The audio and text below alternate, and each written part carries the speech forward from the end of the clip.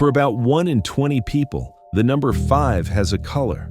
Not a color they picture, a color they see every time without deciding to. In 2006, a research team at the University of Edinburgh, led by Julia Simner, screened nearly 500 people from a general population. 4.4% had some form of synesthesia, a condition where one sense automatically triggers another. The most common version wasn't letters or numbers. It was days of the week, which roughly 1 in 35 people experience as colored. For a long time, nobody believed any of it. The test that settled the argument was simple. Ask a synesthete what color the letter A is, then ask again, years later, without warning. They match their own answer more than 90% of the time.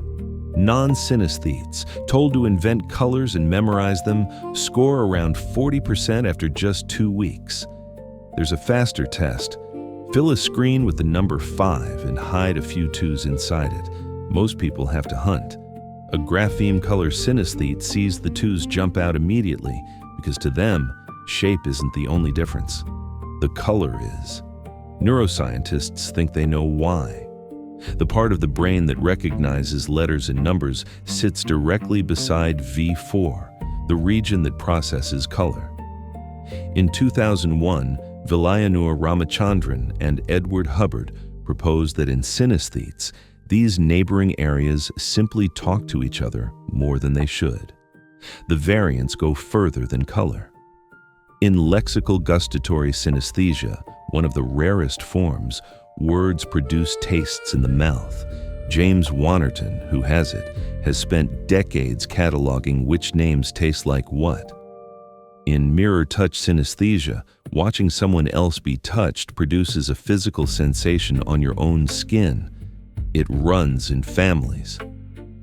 Vladimir Nabokov described his colored alphabet in his memoir and noted that his mother had it and that his son did too.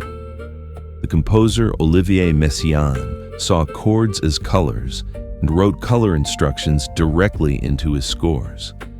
The most extreme case on record belonged to a Russian journalist named Solomon Shereshevsky. The psychologist Alexander Luria studied him for roughly 30 years. Shereshevsky's senses were cross-linked in every direction. A single tone arrived with a color, a texture, and a taste. He could recall lists of numbers decades after seeing them once. His actual problem was that he could not forget. Daniel Tammet sees numbers as shapes with texture and color. In 2004, he recited pi to 22,514 digits from memory. It took 5 hours and 9 minutes. And here's the part that should unsettle you.